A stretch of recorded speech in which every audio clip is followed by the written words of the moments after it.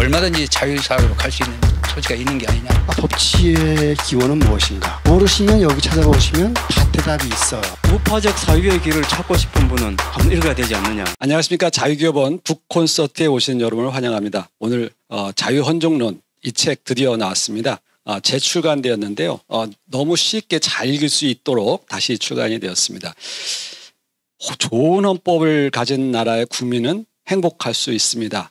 왜 그러냐면 이 헌법에 이 자유를 지키는 헌정 질서를 담을 수 있는 헌법이 있어야만이 그 제도 하에서 사람들이 각자 자신의 자유를 최대한 확대할 수 있고 그런 자유로운 활동이 또 그 사람의 삶에 풍요를 가져올 수가 있기 때문에 그렇습니다. 그래서 한 사회가 헌정 질서 얼마나 잘 가지고 있느냐 하는 것은 매우 중요하고요. 그런 면에서 자유헌정론 이 책자는 한 국가가 헌정 질서로서 갖춰야 할 기본적인 내용이 뭔지 그리고 그러한 내용을 어떻게 구현할 수 있는지에 대한 말씀을 잘 담고 있습니다. 하이에크가 이야기하고 있는 이 자유헌정론을 한번 같이 말씀을 들어보시고 대한민국이 앞으로 더 나아가는 데 있어서 자유로운 활동 또 자유로운 선택 그리고 국민의 개인의 삶과 자유 재산이 지켜지는 그런 사회 헌정 질서가 어떻게 더 발전할 수 있을지 한번 생각해 보시기 바랍니다. 감사합니다. 자, 그러면 자유헌정의 취지와 목적을 한번 설명을 해볼까요? 하이에크가 1950년대 적어도 이 자유헌정론을 준비할 때 당시에 있어서의 이 정치사적인 배경하고 그다음에 이념사적인 배경 두 가지로 이제 구분할 수 있는데 이념사적인 배경은 당시 인간 이성에 대한 낙관주의가 굉장히 팽배해 있었습니다. 모든 건 다 그 인간 이성에 의해서 계획할 수 있다라고 하는 그런 사상이 지배하고 있었습니다. 그래서 동유럽 국가, 옛 소련과 동유럽 국가에서는 사회주의 계획경제가 완성을 했고 그다음에 서방 진영 서구 사회에 있어서는 케인스를 중심으로 한 그 복지국가라는 사회주의의 새로운 가면이죠. 이게 새로운 가면을 쓰고 이제 등장을 했습니다. 그런데 이런 패러다임들이 전부가 다 이게 인간 이성에 의해서 사회를 얼마든지 조직할 수 있고 할 수 있다는 그런 이성에 대한 낙관주의를 지배하고 있었던 시기였습니다. 그 다음에 또 하나는 이제 1950년대의 그 우리 지성계의 문제입니다. 지성계. 우리 특히 자유주의 지성계 문제였습니다. 그 당시 보면은 거의 자유주의라는 무엇인가 자유에 대한 프로그램이 없었습니다. 즉 자유주의의 비전을 제시하는 책이 거의 없었습니다. 그러니까 그 당시에는 주로 어떤 책이 있었느냐면 사회주의, 반사회주의, 반공주의였죠. 반공주의만 우리가 몰입했거나 반사회주의에 몰입해 있었습니다. 책들이 전부 다 그런 책들이었죠. 특히 하이에크의 하이에크의 노예길 그것도 역시 이게 자유주의를 위한 책은 아닙니다. 자유라는 무엇인가 혹은 자유의 비전을 제시한 것이 아니라 사회주의를 비판하기 위한 책이었죠. 그러니까 원래 그게 책 제목이 아마 사회주의에 대한 흔히 이제 책 제목이라기보다는 책을 어떤 목적으로 쓰면 사회주의에 대해서 사회주의에 대한 선전포고라는 식으로 이제 표현할 수 있었습니다. 그런 식이었기 때문에 그 당시에는 자유주의 프로그램이 전혀 없었습니다. 그런 식이었을 때 이제 그래서 보니까 하이에크가 이렇게 보니까 이게 자유주의 비전이 제시가 없습니다. 그래서 이게 도대체 뭐냐 하는 거죠. 그래서 잃어버린 서구 문명의 성취를 가져왔던 성취를 가능케 했던 자유라고 하는 것, 성취를 가능하게 했던 자유의 가치 이게 전부 상실되어 가고 있는 그런 시기였습니다. 그래서 이 책을 쓴 게 이제 바로 이 책을 썼던 것이죠. 자유헌정론을 쓴 취지와 목적이었습니다. 그 자유헌정론에서 특히 자유의 가치가 상실됐던 그 근본적인 이유가 어디에 있었느냐 하면 첫 번째로 뭐가 있었느냐 하면 자유란 무엇인가 자유의 개념부터가 틀렸습니다. 자유의 개념이 지금까지 존재했던 사회주의 개념들이죠. 그러니까 예를 들면 자유라고 하는 것은 경제적인 번역 자유라는 것은 소득의 함수다라는 식으로 소득의 함수다. 그러니까 경제적 자유로 되면 소득이 많아야 된다라는 식으로 이제 해석하는 그런 식이라든가 자유라고 하는 것을 어떤 능력, 재정적인 능력이나 신체적 능력, 정신적인 능력 같은 것을 포함하는 그런 식으로 해석을 해버렸습니다. 그래서 그런 자유라는 게 이게 오히려 자유를 그런 자유라는 개념이 지배하니까 결국은 이 자유 사회에서 자유의 가치가 상실되는 이제 그런 결과를 초래했던 겁니다. 그래서 하이에크가 얘기할 때 이거 자유라고 하는 것은 이제 네가티브하죠. 소극적 의미로 이제 개념 규정을 하고 있습니다. 소극적 의미로 개념 규정을 하는데 그 자유는 두 가지 의미를 가지고 있는데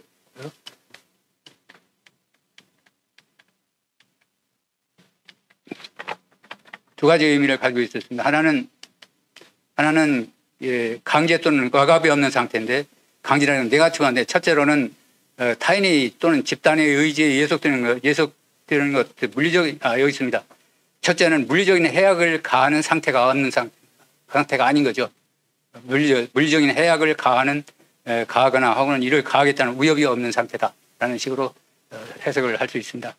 첫 번째는 그 물리적인 해가 없는 상태, 해악이 없는 상태 또는 이제 두 번째로는 물리적인 침해가 없는 상태, 침해를 하겠다는 위협이 없는 상태, 이런 상태로 두 가지로 나오는데 이런 의미로서 이제 해석을 할 수 있는데 그런 의미는 뭐냐면 주로 이제 행동의 자유였습니다. 행동의 자유. 하이에크가 가장 중시한 건 행동의 자유였습니다. 정신적인 자유, 소위 생각의 사상의 자유는 별로 중시한 게 아니라 그거는 이제 부차적인 문제였죠. 생각의 자유라고 하는 것은 이건 별로 그 하이에크가 강조한 것은 행동의 자유의 확립이었다라고 하는 거예요. 여기서 제가 여러 가지 얘기를 했습니다만은 행동의 자유와 경제적 행동의 자유는 이제 경제적 자유를 포함하는데 행동의 자유하고 생각의 자유를 이제 경험이나 이성을 중시하는 거예요. 여기서 여러 가지 설명을 했습니다. 인간은 생각한다, 고로 존재한다. 이게 바로 이제 데카르트식의 그 합리주의 사상이죠. 합리주의 사상을 굉장히 중시하는 겁니다. 그러나 인간은 행동한다, 고로 존재한다. 인간은 행동한다, 고로 존재한다. 인간은 생각한다, 고로 존재한다. 어떤 것이 더 중요하냐 하는 건 하이에크가 인간은 행동한다, 고로 존재한다. 이게 미제스의 행동하는 인간을 중심으로 한 겁니다. 미제스하고 로댕의 생각하는 사람하고 그다음에 생각하는 사람하고 로댕이 생각하는 사람, 미제스의 행동하는 인간, 이거 두 가지 이제 대비시켰는데 그런 것 같습니다. 조율시키는 것이 그렇지 않느냐 하는 생각이 듭니다.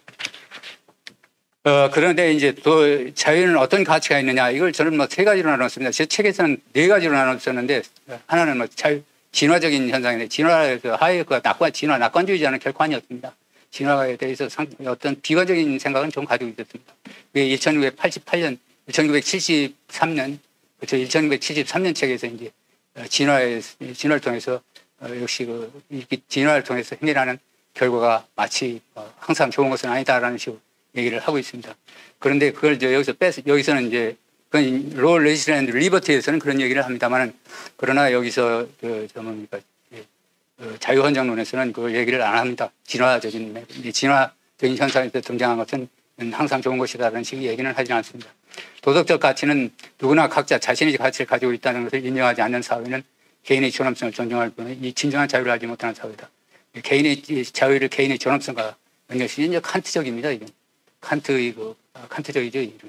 그다음에 두 번째로는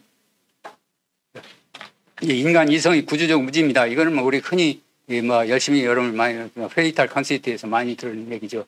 인간은 이기적 혹은 이타적이냐 하는 것, 이건 별로 중요하지 않다는 얘기입니다. 하이에크한테 사회 질서를 위해서 중요하지 않다. 인간 이성의 구조적 무지, 이게 이제 사회 질서를 굉장히 중요하다는 얘기죠. 뭘 모르느냐 이거죠. 인간한테는 뭘 모르느냐. 이게 이제 이런 얘기를 할 때 하이에크가 역시 사회주의 계획 경제를 연구를 하면서 터득한 것이죠.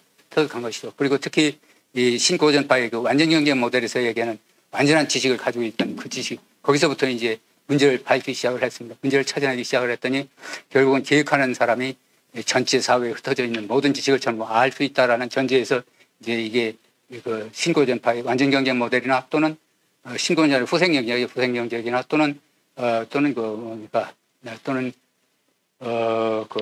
또는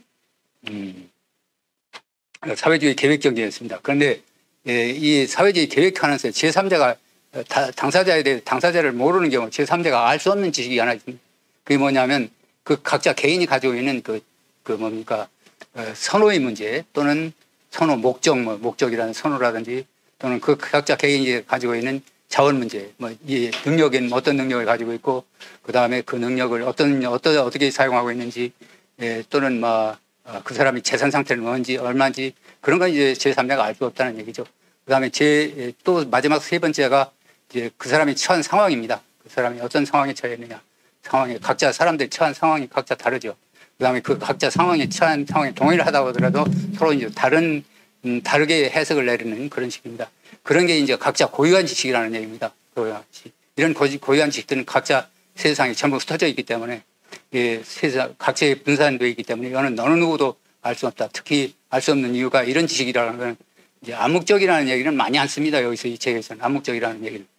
암묵적 초의식적인 지식이라는 얘기는 별로 많이는 안 했습니다만 그러나 역시 그건 이걸 한 장소에 뭉쳐서 모으기가 굉장히 불가능하다. 그래서 사회주의 교육 경쟁에 실패한 것이다. 그러니까 이제 각자 가지고 있는 지식, 각자 고유하게 가지고 있는 지식을 전부 개인들이 다 사용하도록 내버려 두는 것이 내버려 둬야 된다. 그래서 이제 자유라는 것이 자유라는 것을 인간 이성의 한계라고 인간 구조적인 무지라고 하는 그런 상황으로 설명을 합니다. 이건 뭐 많은 얘기를 나왔기 때문에 그다음에 자유와 진보 문제입니다. 이 진보라는 얘기가 참 별로 중요한 좋은 얘기는 아닌데 진보라는 얘기가 이 좀 사회주의자들이 배려놓은 개념인데 독일 말로는 fortschritt라는 말을 씁니다. 앞으로 전진해 가는다는 뜻인데 글쎄 프로그레시브라는 프로그레스라는 뜻이 그런 뜻이 들어있는지 모르겠습니다만 어쨌든 이제 발전이라는 얘기입니다. 저는 진보라는 얘기 대신 발전이라는 것인데 발전이란 아직 알려져 있지 않은 것의 발견입니다. 이게 이제 발전이라는 얘기입니다. 이게 도구적인 의미죠. 자유를 도구적인 의미로 사용을 했습니다. 그런데 이때 도구라고 하는 의미는 발전이라는데 발전을 뭐라고 이야기하냐면 미지 세계로의 진입이고 발견이라고 새로운 것의 발견이라고 그랬기 때문에 이 발견이라는 것은 어떤 구체적인 목표를 설정하는 건 아니거든요. 그래서 이거는 non-specifically instrumental value라는 식으로 설명을 합니다. 그러니까 구체적인 목표를 정한 그런 발전이 아니라 그러니까 자유라는 것은 구체적인 목표를 위한 것이 아니라 모르는 것을 발견해내는 그런 결과를 가져온다. 모르는 것을 찾아내는 그런 발견해내는 그런 것이다. 발견하는 과정이다. 발전은 계획할 수 없다. 그래서 이제 발전은 계획할 수 없다는 얘기죠. 우리가 기껏해야 알 수 있는 그럼 인간이라는 게 도대체 뭘 알 수 있느냐 하는 얘기죠. 그러니까 뭐냐면 계획하지 않은 문명의 성장을 가져오는 힘에 대한 이해. 그렇죠. 이 힘에 대한 이해. 진화력입니다. 자생적 질서력입니다. 그 다음에 성장에 유리한 조건을 창출할 수 있는 조건을 창출하는. 그건 이제 룰 오브 로라고 하는 얘기인데 자유를 보장하는 행동 규칙이라고 하는. 거기에서 나오는 기본. 그 다음에 이제 그러니까 그 당시에서 이제 하이에크가 고민을 하는 겁니다. 자, 그러면 당시의 사람들은 그랬거든요. 50년대까지만 그랬습니다. 야, 이게 자유를 주게 되면 이러니까 자유를 준다라는 이제 진보라든지 또는 구조적인 무지 때문에 자유가 있어야 된다. 또는 뭐 도덕적인 가치가 있기 때문에 자유를 줘야 된다라는 식으로 주장을 했습니다. 그러니 자유를 주면 사람들이 그렇게 믿지를 않았습니다. 사람들이. 왜냐하면 마인에는 마인 투쟁 상태가 도래하는 게 아니냐 하는 식이죠. 그래서 생각해낸 것이 이제 자생적 질서는 이게 아주 전통적인 거죠. 자생적 질서를 없애버린다고 한다면 좌파가 싸울 수가 없습니다. 이거는. 좌파가 전혀 싸울 수가 없다고 생각을 해요. 아담 스미스의 북부론에서 말하는 아담 스미스의 보이지 않는 손이라고 하는 거 있죠. 이기심이다. 보이지 않는 손이 작동한다. 이때 이게 보이지 않는 손 때문에 별로 중요하지 않습니다만 별로 좋은 말은 아닙니다. 별로 좋은 말은 아닌데 어쨌든 이 자생적 질서라는 말을 사용을 하는데 하이에크가 자생적 질서라는 말은 이 로를 입법 자유라는 그러니까 1962년 그러니까 하이에크가 1960년대 이 책을 쓰고 62년도에 프라이부르크 대학에 옵니다. 프라이부르크 대학에 오면서 이제 자생적 질서라는 말을 고안해내기 시작합니다. 우리 자유 헌정론을 보면 자생적 질서라는 얘기를 안 쓰고 뭐를 얘기하냐면 마이클 폴라니를 인용하면서 모노센트릭 오더 아니면 폴리센트릭 오더라는 말을 씁니다. 그런 얘기를 쓰면서 뭐냐면 자생적으로 행동들이 조정되어 가는 과정이다라는 조정이라는 말을 굉장히 많이 씁니다. 자생적으로 질서가 행동들이 조정되는 조정이라는 것을 말씀드리고 자생적 질서라는 얘기는 나중에 나오죠. 그래서 이 자생적 질서라는 얘기는 그 하이에크가 고유한 만들어낸 얘기인데 만들어낸 말인데 이 전통이 이제 스코틀랜드 계몽주의 전통이죠. 이게 스코틀랜드 계몽주의 전통입니다. 아담 스미스, 아담 포거슨이죠. 그런데 이때 1960년 62년 프라이부르크 대학에 오면서 68년까지 오면서 그 당시에 굉장히 많이 질서에 대해서 연구를 많이 했습니다. 제 행동 질서였는데 왜냐하면 그 당시에 뭡니까 막스 베버 같은 사람 유명한 사람 있죠. 그다음에 발터 오이켄이 있었습니다. 발터 오이켄이 질서 개념이 있었습니다.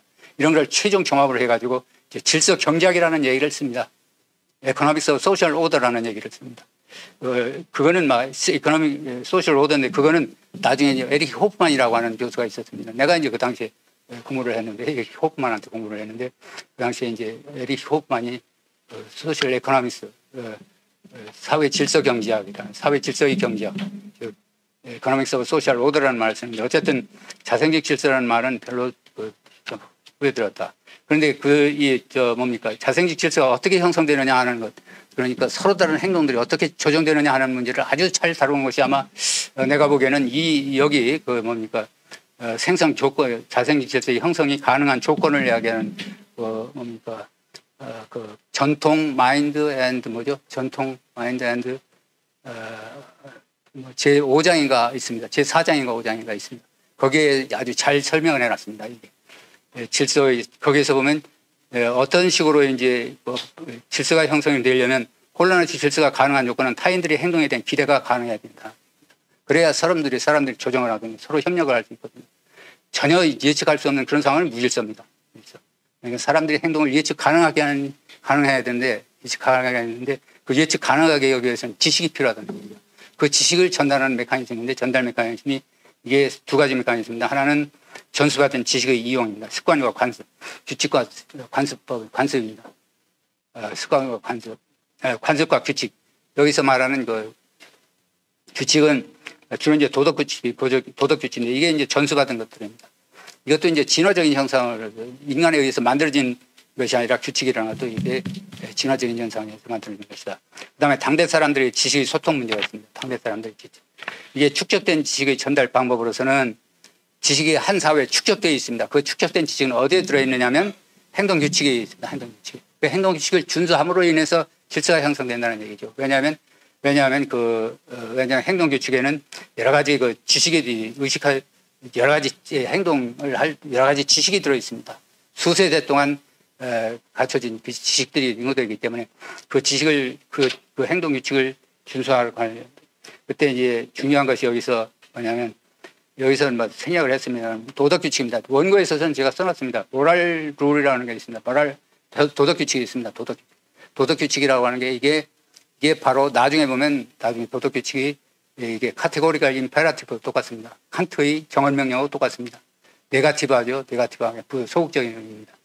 정의로운 행동규칙이라는 흔히 말을 쓰는데 이거는 릴레이션 앤드 리버티에서 정의로운 행동규칙이라는 말을 주로 사용하는데 여기서는 도덕규칙이라는 말을 하이에크는 자유헌정론에서 도덕규칙이라는 말을 굉장히 많이 쓰는데 이때의 도덕규칙이 바로 그 의식하지도 않고 말로 표현할 수 있는 규칙을 준수하는 행동. 말이나 글자로 표현한 것이 아니라 전부 다 초의식적으로나 초의식적인 거죠. 전부. 말로 표현할 수 없는 암묵적이면서 초의식적이다. 암묵적 혹은 초의식적인 행동 규칙입니다. 이런 규칙을 지키는 데 이제 그다음에 당대의 사람들끼리의 지식소통 문제입니다. 이거는 모방이라든지 가격이라든지 또는 그 시인과 부인의 신호는 규칙에 시인과 부인의 신호라고 하는 것. 내 행동이 다른 사람의 시인을 받을 것인가 아니면 시인할 것인가 내 행동에 대해서 시인할 것인가 부인할 것인가에 대한 그런 표시입니다. 그것이 이론에서 이제 의지가 존중인데 모방, 가격, 존중 이 세 가지에 의해서 당대 사람들에게 지식이 전달된다는 얘기죠. 모방이라는 것도 그렇죠. 그다음에 가격이라는 거 있죠. 가격도 역시 당대 사람입니다. 당대. 그때그때 시시각각으로 변하는 가격 속에 들어있는 지식들. 그다음에 그런 지식을 위해서 그런 지식. 그다음에 이제 전통을 통해서 형성된 지식들이 있습니다. 전통. 이때 아담 스미스의 전통이라는 건 모든 전통을 표현하는 것이 아닙니다. 오래됐다 전통이 좋은 것은 아니라는 얘기죠. 그러니까 이 아담 스미스의 하이에크의 전통이라는 얘기는 뭐냐면 자본주의 제도, 즉 소유권 제도라든지 소유의 제도라든지 혹은 약속 이행이라든지 계약 규칙이라든지 이런 규칙과 관련된 아니면 상관습과 관련된 그런 것들입니다. 자유와 책임 이건 그냥 넘어가겠습니다. 원래 하이에크가 인간에게는 자유의지가 없다고 얘기를 했습니다. 그건 맞습니다. 자유의지가 없죠. 자유가 없고, 그건 이제 센서리 오더라고 하는, 제가 이제 번역을 했습니다만, 센서리 오더를 읽으면 자유의지가 없습니다. 자유가 의지가 없고, 그러면 자유가 없지, 의지가 없다면 책임이 없다는 얘기냐 하는 논쟁이 있었습니다. 그게 아마 자유 헌정론에서는 간단히 센서리 오더에서는 언급을 합니다. 자기가 이런 얘기를 했다 하는 얘기를 쓰면서, 그 다음에 결정론자들이 얘기하는, 얘기할 때의 책임에 대한 책임 면제라든지, 그 다음에 의지론자들이 얘기할 때의 책임이라는 것, 책임지는 거는 이것도 역시 결국에 가서는 칭찬과 비난으로부터 전혀 영향을 받지 않기 때문에 인간의 책임 면제라는 두 개 다 결국은 책임 면제라는 것으로 끝나가 버린다는 얘기입니다. 그러니까 자유의지가 있다고 하더라도, 설사 없는데도 불구하고 있다고 하더라도 결국은 이거는 결국에 가서는 뭐냐면 칭찬과 비난으로부터 전혀 영향을 받지 않기 때문에, 그렇죠. 이거는 뭐 칭찬과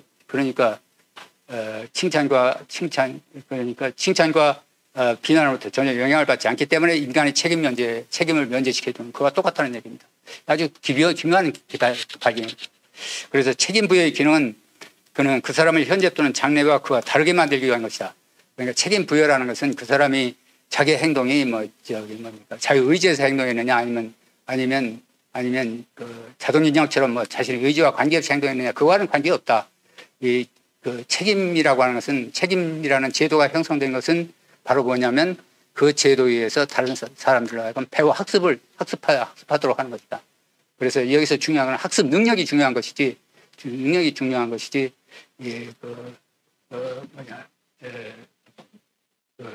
결정론자처럼 행동의 결정주의자, 의지에 따라서 행동하는 것이냐, 그렇지 않느냐, 이건 별로 중요한 것이 아니다라는 얘기.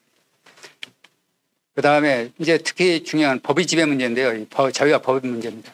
자유와 법의 문제에서 특히 우리가 주목해야 할 점은 앞에서 이야기를 했습니다. 자생적 질서의 기초가 되는 도덕규칙, 아까 도덕규칙이라는 얘기를 했습니다. 도덕규칙이 바로 도덕규칙을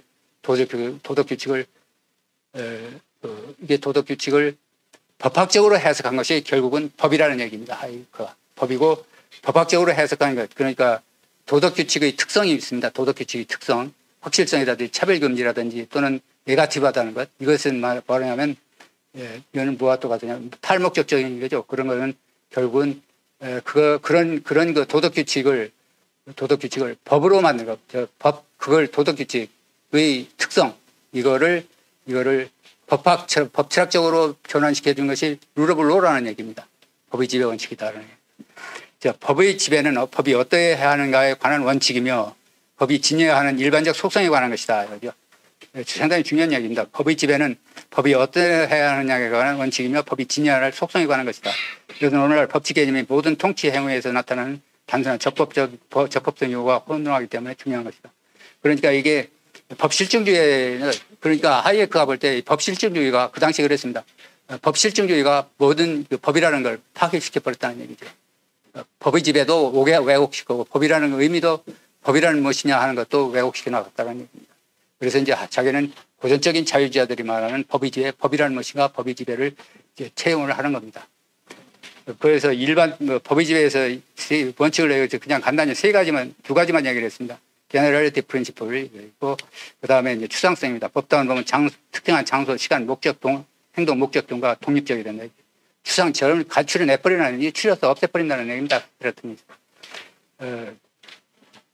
그 다음에 법이란 무엇인가. 그래서 결국은 이런 법치나 법의 역할은 어떤 역할이냐, 두 가지가 이 법치의 역할입니다. 법의 지배의 역할입니다. 법의 지배의 역할은, 법의 지배라는 걸 다시 한번 설명을 한다고 한다면, 법의 지배는 법이 어떤 속성을 가지고 있느냐는 것이죠. 위에서 만들었던 법이 모두가 법이 될 수는 없습니다. 법다운 법이 되기 위한 조건을 말하는 것이 바로 이게 법의 지배 원칙이라는 얘기입니다. 이건 누누이 강조를 했습니다. 아마 이게 한국에서 제가 제일 많이 떠들었을 겁니다. 이게 법이 어떤 것이든 법이 준수할 적법성과 혼돈하게 있기 때문에 법치 개념이 그래서 이 법치라고 하는 것, 이 법의 지배라고 하는 것은 두 가지 역할을 합니다. 첫째로는 뭐냐면 그 국가의 권력을 제한하는 역할을 합니다. 국가 권력을 제한해서 결국은 개인의 자유를 보호하는 거죠. 보호하는 역할이고 두 번째로는 특히 중요한 것은 어떤 법이 좋은 법이냐라는 판단 기준입니다. 도덕적 판단 기준이죠. 그러니까 아까 얘기했던 제너럴리티 프린시플이라든지 앱스트랙트 프린시플이라든지 이 추상성의 원칙, 그다음에 일반성의 원칙, 확실성의 원칙 이 세 가지 조건이 일단 조건에 위반된다고 하면 법의 지배 원칙에 벗어나는데 법이 아닌 거죠. 그거는 뭐 실제에서 이거 실제한다면 실패할 수밖에 없다는 얘기입니다. 법의 지배 원칙이라고 자유와 법에서 법의 지배 원칙이라는 것은 바로 두 가지 역할을 하는 거예요. 국가 권력의 제한해서 국가 개인의 자유를 보호하기 위한 것. 그다음에 두 번째로는 어떤 정책이나 어떤 법이 좋은 법이냐, 옳은 법이냐, 옳은 정책이냐를 판단하는 판단 기준이라고 하는 것. 그런데 이것을 여기서 굉장히 취약하죠. 이 방법이 취약한 점에 대해서는 뭐 여기서 설명을 안 하겠습니다. 이거는 로 레지션 앤드 리버티에 가면 완전히 바뀌어집니다. 이런 원칙을 지키되 법이 이런 가치를 이런 그 조건을 갖추되 ongoing 지금 현 진행 중인 그 사회 질서, 즉 자생 질서와 양립해야 된다는 얘기입니다. 그것만 독자적으로 어느 한 법이 이게 이런 조건을 갖추었다 해서 그것이 집행해서는 안 된다는 얘기입니다. 현행 질서와 현행 가지고 있는 그 자생 질서와 양립해야 된다라는 의미로 사용을 하고 있습니다. 그 다음에 뭐 민주주의 문제, 이건 뭐 여러분들 민주주의 문제하고 뭡니까 권력 분리 문제는 이거는 뭐 별로 다루질 않았습니다. 하예크가 여기서는 주로 이제 로 레지셔널 리버티 제3권에서 다루죠. 그래서 결국은 자유 헌정론이라는 것이 로 레지셔널 리버티라고 하는 그 첫 서문을 보면 자기가 헌정론이라는 말을 잘못 썼다는 얘기를 합니다. 이건 자유헌정론이 아니다. 자유헌정론이라고 하는 건 진짜 헌정론은 제3번을 두고 얘기했습니다. 로 레지션 앤드 리버티 제3번을 두고 이게 진짜 자유헌법이지 이거는 좀 안 된다는 식으로. 그런데 이제 우리는 헌법 개념이라고 하는 걸 국가 헌법뿐만 아니라 개인의 삶의 헌법, 예를 들면 그 민법이라든지 우리가 소위 경제 헌법이라고 하는 것, 민법 사법이라든지 또는 뭡니까 경쟁법이라고 할까? 공정거래법 이런 것도 이제 경제 헌법으로 돌린다고 하면 헌법이라고 얘기를 할 수 있습니다. 그래서 헌법이라는 개념을 넓은 의미로 우리가 하는 헌법 그 법학에서 말하는 헌법이라는 개념하고 경제학 쪽에서 말하는 헌법이라는 개념하고 좀 다릅니다. 제임스 뷰캐넌이나 하이에크의 그 헌법 개념에서는 민간 단체, 시장 기초가 되는 법 질서 있죠. 민법이라든지 형법이라든지 또는 프라이빗 로우입니다. 프라이빗 로우라든지 또는 뭡니까 경쟁법 이런 거를 이제 경제 헌법이라고 부릅니다. 부르고 그래서 사회를 기초가 되는 모든 법들이다라는 식으로 해서 그걸 그냥 헌법이라는 얘기를 씁니다. 그게 이제 제임스 뷰캐넌의 얘기를 했는데 하이에크는 자기는 막 실토를 합니다. 자기는 헌법이라는 개념을 잘못 썼다는 식으로 얘기를 하죠. 그 다음에 자유와 복지국가인데 자유와 복지국가는 뭐 시간이 뭐 다 됐죠. 여기서 끝날까요? 자유와 복지국가 개념인데 새로운 가면을 쓴 자유주의인데 여기서는 간략하게 몇 가지만 설명을 하겠습니다. 하이에크가 보는 복지국가의 경제정책적 현실입니다. 이게 법치 위반이라는 얘기입니다. 전부 법치 위반이다라는 얘기. 고용과 높은 임금 강요하는 노동조합이라든지 분배평등을 요구하는 보험, 사회보장제도, 인플레이션에 있는 통화정책, 그다음에 보조금 임대료 규제를 통한 주택정책 이런 거 공공주택 이런 문제는 전부 다 이게 법치에 위반하는 것이다라는 얘기입니다. 그런데 하이에크가 볼 때 하이에크가 복지국가에서 할 역할이 좀 있습니다. 이게 내가 굉장히 비판을 많이 한 부분인데 이건 뭐 생략을 합니다. 복지국가에 할 정신적, 육체적 능력이 없거나 급빈자 이거는 막 복지국가에서 할 일입니다. 해야 될 일이라죠. 그다음에 두 번째 보험 가입 의무화하는 겁니다. 보험 가입 의무화, 사보험의 가입을 의무화시켜버립니다. 이게 자동차 보험처럼 자동차를 가는 사람 모든 사람 의무화시키는 것처럼 하자는 얘기입니다. 그다음에 농업기술원은 편익에 대한 정보 공급 등 농민에게 다양한 서비스를 하는 것. 그다음에 쾌적한 휴양정지, 역사유적 지등의 보호 서비스의 국가 공급 또는 여러 가지 있습니다. 교육 문제도 심지어 뭐가 있느냐면 초등학교 보통 교육은 국가의 재정을 통해서 교육하라는 것은 이해를 갑니다만 그러나 대학을 다니는 사람이 아주 유능한 학생이 있으면 그 학생에게 국가 자금을 줘도 된다라는 얘기를 합니다. 왜냐하면 이 사람은 나중에 이 사람이 뭐 명예도 있고 여러 가지 다른 사람이 획득할 수 없는 명예도 있지만 그러나 이 사람의 활동을 해서 전체 사회에 유익한 길을 터주기 때문이다라는 식으로 얘기를 하는데 글쎄요. 오늘날 이게 정치적으로 이용하기가 아주 안성맞춤인데 별로 나는 그런 건 찬성하고 싶지는 않습니다. 그래서 이 자유와 복지국가라는 개념에서는 그 하이에크 얘기는 우리가 동조할 수 자유주의라서 동조할 수 있는 것도 있고 동조하지 않을 수 있는 것도 동조해서는 안 될 것도 있다는 얘기를 합니다. 그런데 어쨌든 그렇습니다. 하이에크는 최소국가를 주장하지는 않습니다. 이거는 뭡니까 최소국가 국가의 규모를 얘기하는 사람은 이건 주로 구성주의적 합리주의자들입니다. 합리주의자들이 그런 얘기를 쓰지 이게 그렇지 않다는 얘기죠. 그래서 국가 활동이 질을 중시합니다. 질적. 이게 이제 애덤 스미스입니다. 애덤 스미스가 그렇게 얘기를 해요. 그래서 하이에크는 애덤 스미스 얘기를 인용을 합니다. 하면서 얘기를 합니다. 국가 활동의 질이 중요한 것이다. 그래서 국가 활동에서 여러 가지 얘기를 하는데 그래서 질을 어떻게 보느냐에 따라서 여러 가지 얘기를 할 수 있습니다. 그래서 우리가 반대할 수 있는 것도 있고 반대하지 않을 수 있는 것들이 있는데 어쨌든 스코틀랜드 계몽주의자들은 최소국가를 주장하지 않았다. 노직이나 소위 권리론적인 주장을 하는 사람 있죠. 권리론을 주장하는 로버트 노지, 오늘날 로버트 노지, 로크, 그다음에 라스바르트 같은 사람. 라스바르트야 국가를 척배시키자고 얘기를 하니까 저도 권리론적 자유주의가 있습니다. 그다음에 권리론적 자유주의가 있고 그다음에 합리주의적 자유주의자들이 있습니다. 이런 사람들은 최소국가를 주장을 하죠. 근데 아담 스미스나 하이에크 같은 사람은 경험적인 자유주의론자들이거든. 그래서 이 사람들은 우리 경험을 통해서 보면 이런 거는 국가가 해야 될 거 아니냐 하는 식으로 해서 약간 국가 활동에 대해서 유연합니다. 여기까지 말씀드릴게요. 네, 안녕하세요. 고기환이라고 합니다. 얼마 전까지 한국경제신문에 재직했고요. 얼마 전에 정년 은퇴를 했습니다. 오늘 이렇게 제가 평소에 너무나 좋아하는 민경욱 교수님과 특히 또 하이에크 우리 뭐라 그럽니까? 선생님이라고 그럴까? 선생님이 또 명저인 자유헌정론을 놓고 북콘서트를 한다 그러길래 제가 보통은 이제 이런 모임을 거절합니다만은 또 민경욱 교수님 옆에 계신다고 하셔서 용기 내서 나왔습니다. 제가 오늘 이론적인 것은 민경욱 교수님께서 말씀하셨고 그렇기 때문에 그 철학적 배경이랄까 철학적 메커니즘이랄까 이런 것에 대해서는 좀 발언을 좀 자제하고요. 대신 제 독자로서 말씀을 좀 드릴까 합니다. 제가 그 자유헌정론을 처음 접한 것은 이 책입니다. 이게 아주 올드 버전인데요. 역시 자유기업원에서 펴낸 거예요. 제가 이제 이게 이제 1, 2권으로 구성되어 있습니다. 상편 하편. 이제 1, 2로 되어 있는데 요거를 처음 읽은 다음에 그 다음에 이제 자유기업원에서 또 이렇게 새로운 버전으로 디자인을 달리해서 내셨습니다. 요것도 제가 1, 2권을 처음 접했던 때와 못지않게 아주 큰 열정을 가지고 읽었었습니다. 그 다음에 새로 나온 책이 지금 이제 합본으로 된 이 책인데 자유기업원에서 자유헌정론에 얼마나 큰 애정이 있는지를 잘 알 수 있는 대목이죠. 1편, 2편, 3편 세 번의 개정하고 중부를 해서 냈다는 것은 대단한 일입니다. 제가 이 책을 읽고 나서 이제 거의 한 3번 정도를 읽었습니다.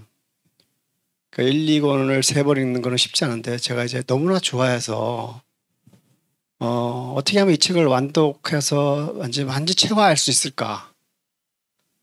그러는데 굉장히 관심을 가졌거든요. 그러니까 읽고 나서 보니까 이런 욕심이 드는 거예요.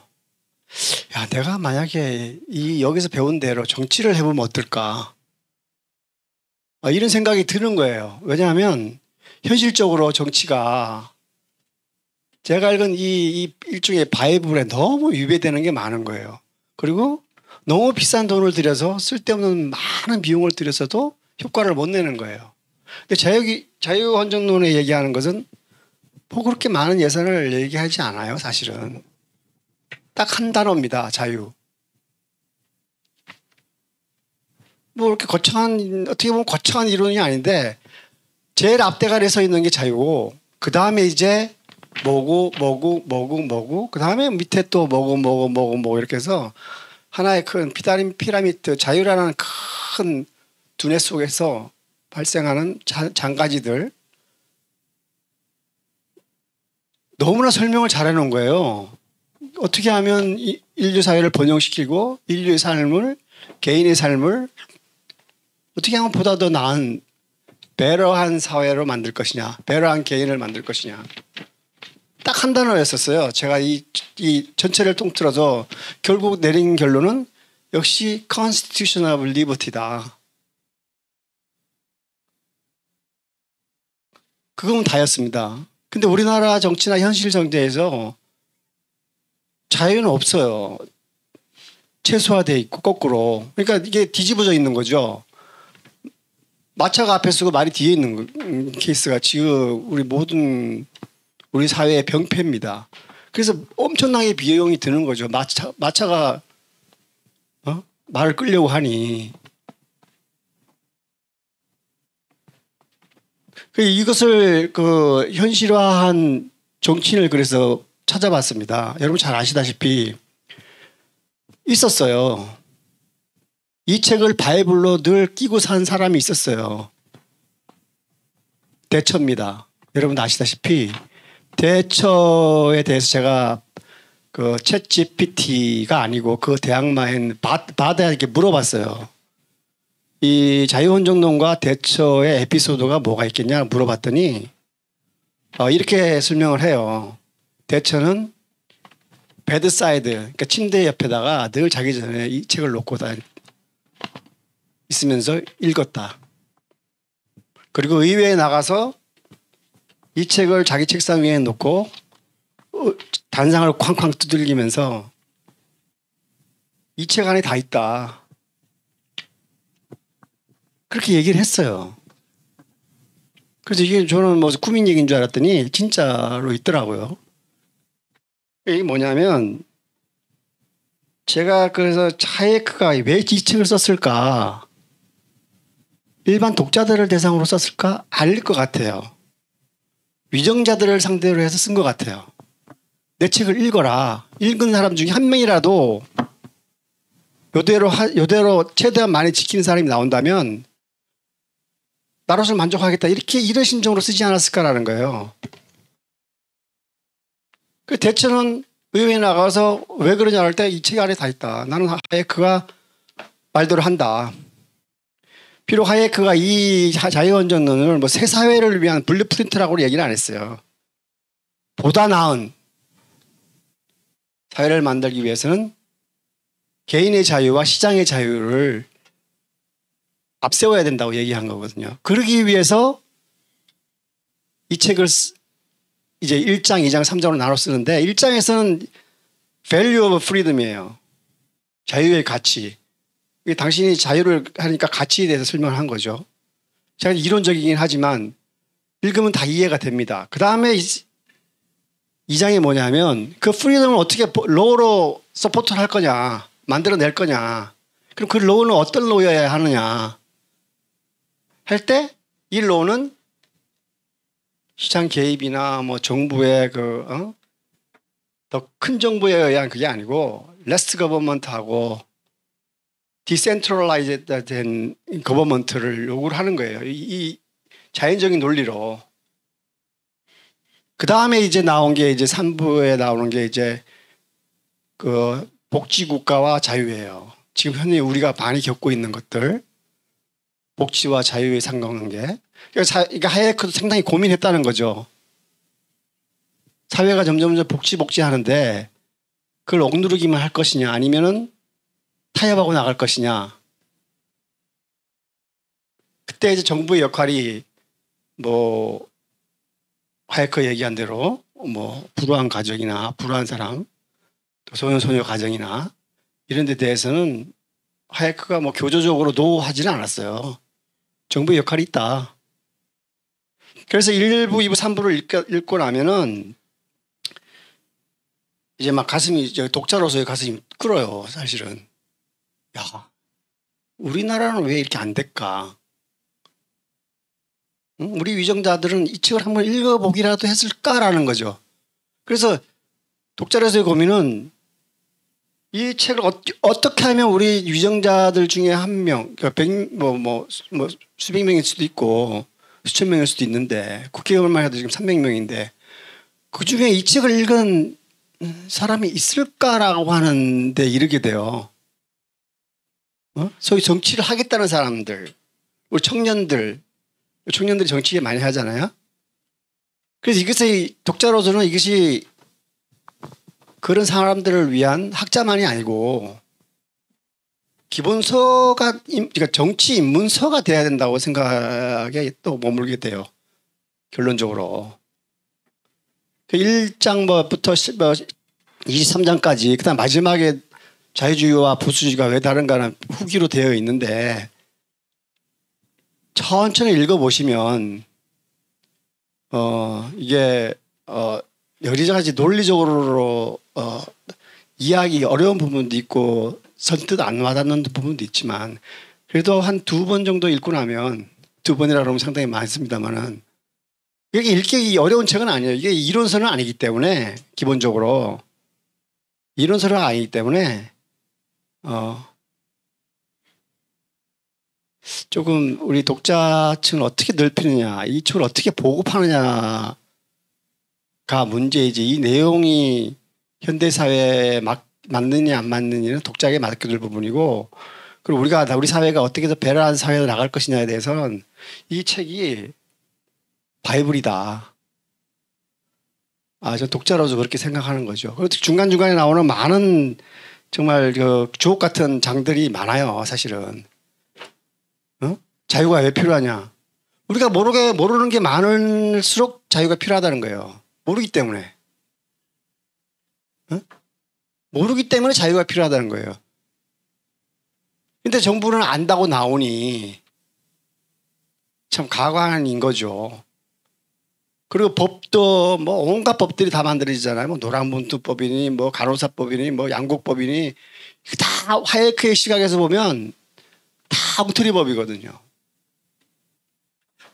그러니까 이런 대목에서 우리 정치인 대통령이다. 윤 대통령이라도 좀 이걸 좀 어떻게 하든지 좀 들고 다니면서 홍보를 하든지 한동훈이처럼 뭐 옆에 끼고 가서 저기 책이 뭐냐라고 한 행동만 하면 이게 뭐 어떻게 전달될 수 있을지 모르겠는데 한 행동이라도 하면 이 자유헌정론이 100명이 읽혀진다면은 100만 대군이 되지 않을까라는 생각을 하는 거죠. 독자로서. 그래서 자유기업원이 상당히 큰 역할을 하셨다 이렇게 생각이 듭니다. 꼭 읽어보시기를 권해드립니다. 네, 이상 마치겠습니다. 저는 그 한국과학중앙연구원에서 몇 년 전에 정년 퇴임한 최진덕이라고 합니다. 제 전공은 철학 중에서도 동양 철학, 그 중에서도 주자학입니다. 최근에 나라가 걱정이 돼서 이것저것 생각하다가 작년부터 민경국 교수님의 그 하이에크에 관한 책을 읽고 많은 하여튼 영감을 얻었습니다. 그래서 아마 이 자리에 오게 된 것 같습니다. 우선 이 엄청난 책의 그 번역 출판을 축하를 드리고 제 소감을 몇 마디 말씀드리고 싶습니다. 저는 사실은 이 책을 전부 다 통독을 제대로 하지를 못했습니다. 읽기가 너무너무 힘들었습니다. 아마 여러분들도 아마 이게 그냥 이 번역본 읽어보면 아마 그냥 읽어가지고는 제대로 이해하기가 좀 어렵지 않을까 생각됩니다. 그거는 번역의 문제가 아니고 번역 이전에 서양 문명과 이 동양 문명 사이에 그 거리 때문에 그런 게 아닌가 이렇게 생각을 합니다. 현재 이 책은 하이에크의 책은 직역을 하건 의역을 하건 어떤 식으로 번역하더라도 일반 독자가 술술 읽을 수 있게끔 그렇게 번역은 사실 불가능합니다. 그래서 제가 보기에는 누군가가 하이에크 잘 아시는 분이 좀 이걸 좀 우리 독자들이 읽을 수 있도록 새로 리라이트 하는 게 필요하지 않는가 이렇게 생각을 합니다. 이 엄청나게 중요한 책입니다. 그래서 이 귀중한 책을 좀 널리 읽히게 하려면은 현재 상태로는 좀 제가 보기엔 좀 어렵다. 누군가가 이걸 이 하이에크의 취지를 잘 살려가지고 우리말로 리라이트하는 작업이 저는 필요하다고 저는 생각을 합니다. 그런 필요를 절감하면서 끙끙 지난 몇 주 동안 이 책의 상당 부분을 읽긴 읽었습니다. 하이에크가 이 책에서 말하고자 하는 게 뭔가? 저는 이런 거라고 생각합니다. 우리가 역사적 경험을 통해서 한 가지 아주 분명한 사실이 있습니다. 뭔가 하면 자유로운 사회, 누군가가 강제를 하지 않는 내 마음대로 살고 싶은 사회, 내 마음대로 살 수 있는 자유로운 사회만이 물질적으로도 풍요롭고 정신적으로도 풍요롭다는 거죠. 이거는 역사적 경험을 통해 가지고 아주 명백한 것입니다. 그러나 자유로운 사회가 어떻게 해서 물질적 풍요와 정신적 풍요를 가져오는가? 그 이유를 설명하기는 거의 불가능에 가까울 정도로 저는 어렵다고 생각을 합니다. 특히 이 역사적 경험, 자유로운 사회가 풍요를 가져오더라 라고 하는 이 역사적 경험에 대해서 거의 대부분의 지식인들이 이 반발심을 가지게 됩니다. 인간을 어떻게 지 마음대로 놔두니까 어떻게 해서 질서가 잡히고 자생적 질서 같은 게 생기고 어떻게 해서 법률과 제도가 생기고 어떻게 해서 풍요로까지 가는가? 이거 이해 못하겠다. 대부분의 지식은 이해 못합니다. 그리고 이거를 자유가 어떻게 해서 풍요를 가져오는가? 이거를 설득하기가 학문적으로 입증하기 저는 불가능하다고 생각을 했습니다.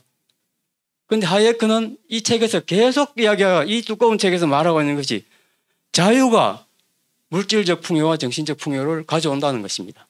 이걸 입증하려고 계속 첫 권에서는 철학적으로 자유의 철학, 두 번째 권에서는 법학적으로 자유의 법학, 세 번째는 경제학적으로 자유의 경제학 이렇게 이야기를 하고 있습니다. 과연 하이에크의 이 시도가 과연 성공했을까? 저는 읽으면서 계속 의문을 계속 가질 수밖에 없었습니다. 어쩌면 하이에크는 불가능한 시도를 학문적으로 불가능한 시도를 했던 게 아닌가 하는 생각을 저는 계속 안 가질 수가 없습니다. 이 점을 저는 하이에크에게 근본적으로 저는 사실 질문하고 싶은 포인트, 여러 가지 포인트가 있습니다. 우선 여기까지 말씀드리겠습니다.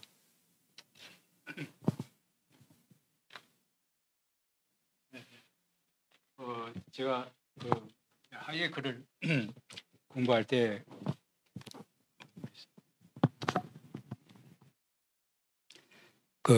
참 매력을 느낀 부분이 하나 있었는데 인간 이성의 구조적 무지라고 하는 것이 있었습니다. 이 무지하다는 것, 인간이 많이 알지 못한다는 것. 그러니까 인간은 자기 자신이 무엇을 모르는지조차 모르는 그게 이제 아주 구조적인 무지거든요. 제가 모르는 게 뭔지조차 모른다는 거예요. 이제 여기서 빠져나가기 시작을 했는데 그래도 이제 하이에크는 내가 보면은 적어도 아까 우리 최 교수님께서는 어떻게 자유 속에서 질서가 형성되느냐 하는 그 문제를 굉장히 질서가 형성되고 그것이 이제 성장으로 이끌어가는 번영, 정신적인 자유, 정신적인 거나 물질적인 번영으로 이끌어가는 과정, 그거 설명을 하는데 나는 거기에 이제 상당히 많이 매료가 돼 있었습니다. 그리고 그 문제를 해결했던 거는 결국은 하이에크나 아담 스미스의 뿐이었다고 생각을 해요. 예. 아담 스미스도 당시 굉장히 어려운 문제였거든요. 왜 이게 자유사회에서 성장이 이루어지느냐 하는 문제였는데 그걸 전통사회에서는 의전사회요. 쟁량한 철학자를 전혀 해결을 하지 못했습니다. 그 문제를 이제 보이지 않는 손이라고 하는 그에 의해서 해결을 했습니다만 하이에크가 그 전통을 이어가지고 그 전통 속에서 바로 이 번영이라고 하는 것 이것이 왜 생겨나느냐 하는 얘기죠. 글쎄 그게 나는 인간의 자유 속에서 할 수 없다. 자유 속에서. 그러니까 선생님 제가 이 책을 읽어보면 처음부터까지 정말 전 흥미롭습니다. 대단히 재밌게 읽었고 어렵긴 하지만 그리고 제 어떤 시종 일관 아주 뭐랄까 박진감이 넘치는 책입니다. 아주 기운에 넘치는 책입니다. 그런데 제가 아무리 자세히 읽어보면 볼수록 그 자세하게 그 의문의 여지 없이 자세하게 논증을 했다. 아까 저기 고기현 선생님이 이 학술적인 책은 아니다 이렇게 이야기를 하셨는데 학술적인 책이라고. 근데 그게 어느 정도는 타당하다고 생각을 합니다. 저는 확실하게 의문의 여지 없이 입증했다고 보기는 참 어렵지 않은가 이렇게 생각을 합니다. 예를 들면 이 자유를 갖다가 강제의 부재라고 아주 소극적으로 네거티브하게 정의를 하고 시작을 합니다. 근데 한번 생각해 봅시다. 강제의 부재로서의 자유가 정말 이 세상에 존재하는가? 정말 남한테 타인의 간섭을 받지 않는 정말 자유로운 사람이 단 한 사람도 있는가? 아무도 없습니다. 인간은 혼자 태어나지 않습니다. 부모에 의해서 태어납니다. 그리고 부모에 의해서 양육되고 끊임없이 부모의 간섭을 받습니다. 커서는 주위 사람들한테 자기 스승으로부터 선후배로부터 계속 간섭을 받습니다. 결혼하고 나면 마누라한테 엄청난 간섭을 받아야 됩니다. 자유로운 사람이 누가 있습니까? 이 우주에 자유로운 존재는 하나도 없습니다. 다 이것과 저것 타자와 얽혀가지고 그렇게 굴러가고 있습니다. 그런데 그럼에도 불구하고 인간에게는 모든 간섭으로부터 벗어나고자 하는 욕구가 있죠. 자유롭고자 하는 욕구가 있습니다. 그러니까 자유는 실제로 존재하는 게 아니고, 그러니까 하이에크가 말하는 이 강제의 부재로서의 자유, 이건 실제로 존재하는 게 아니고 인간의 소망 속에, 인간의 욕망 속에 저는 존재할 뿐이라고 생각을 합니다. 그런데 바로 그런 자유가 일을 내는 거죠. 문명을 만들고 역사를 발전시키고 시장을 만들고 질서를 만들고 국가를 만들고 번영을 가져오는 것입니다. 그런데 실제로 자유는 존재하지 않아요. 자유로운 인간은 아무도 존재하지 않아요. 자유롭고자 하는 욕망만이 있을 뿐입니다. 그리고 이 욕망을 전통적인 도덕군자들은 전부 부도덕한 거라고 생각을 했습니다. 전부 다. 왜냐하면 무리로부터 벗어나가지고 지 혼자 잘난 척하거나 지 혼자 뭘 혼자 길을 가려 하거나 이런 거기 때문에 이게 탈공동체적이고 탈도덕적입니다. 그래서 전통적으로 이런 자유를 전부 다 부정적으로 생각을 다 해왔습니다. 그런 자유를 긍정적으로 받아들이기 시작한 게 바로 저는 스코틀랜드 계몽주의자들.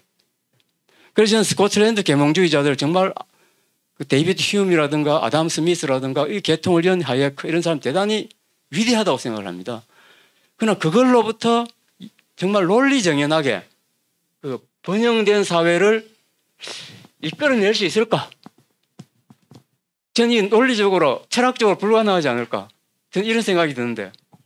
근데 제가 그 하이에크가 말할 때 자유는 첫 장에서 이렇게 씁니다. 자유와 자유들. 그러니까 자유와 자유들을 얘기를 합니다. 그러니까 하이에크가 생각하는 자유와 우리가 생각하는 자유들을 구분해요. 그러면서 하이에크는 이제 자유에 대한 설명이 어렵다고는 말을 합니다. 그래서 어떻게 얘기하냐면 방법을 자유의 반대 개념으로 자유를 설명을 비교적 쉽게 합니다. 그러니까 강제, 통제, 압력 이런 걸 얘기함으로써 자유를 얘기해요. 그래서 결론에 이르는 부분은 많은 자유들이 있어요. 우리가 얘기하는 뭐 집단적으로 하는 자유, 집회결사의 자유라든가 뭐 개인의 자유, 또 뭐 시장의 자유, 뭐 여러 가지 자유를 얘기하는데 하이에크가 말하는 자유는 그래서 처음에 말씀하셨듯이 강제가 없는 상태. 그러니까 자유를 얘기할 때 링컨도 이렇게 얘기를 해요. 자유를 정확하게 정의하는 건 없다. 누구나 자유를 말하지만 그 자유는 한 가지가 아니다. 그러니까 몽테스키우에도 비슷한 말을 합니다. 사실은 자유를 모두가 얘기하는데 그 자유가 한 가지로 통일된 자유에 대한 정의는 없는 것 같다라고 얘기를 해요. 그만큼 자유의 개념은 사실 어려워요. 그래서 자유를 하이에크는 상당히 소극적으로 생각한다는 겁니다. 내가 해달라는 자유가 아니라 내가 침해받지 자유. 그러니까 결국 뭐냐면 각 개인이 가진 지식이나 정보를 자기 마음대로 표출할 수 있는, 표현할 수 있는 그런 자유를 말하는 것이 하예크의 자유예요. 그러니까 이런 자유를 침범하는 또 다른 자유는 자유가 아니라고 보는 겁니다. 그러니까 내가 정치적 자유가 있기 때문에 널 하지 말라 이렇게 자유는 이건 자유가 아니라는 것이죠.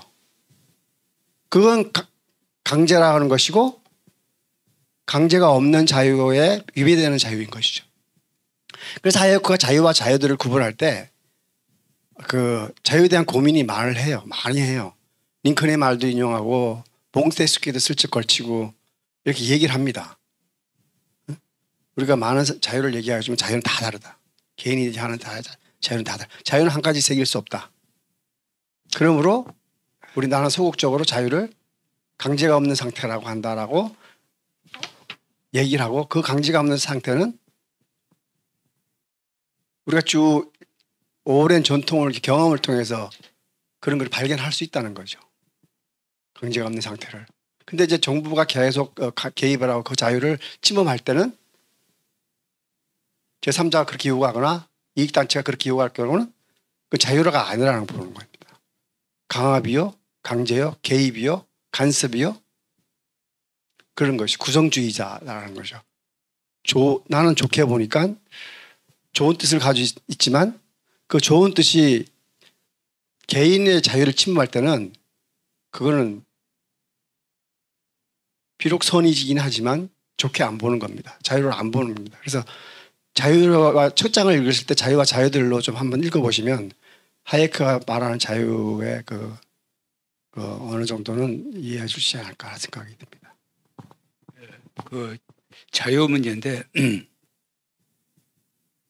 지금 최 교수님이 말씀하시는 자유 개념은 그 자유 개념이 아닌 뜻이 들어있다고요.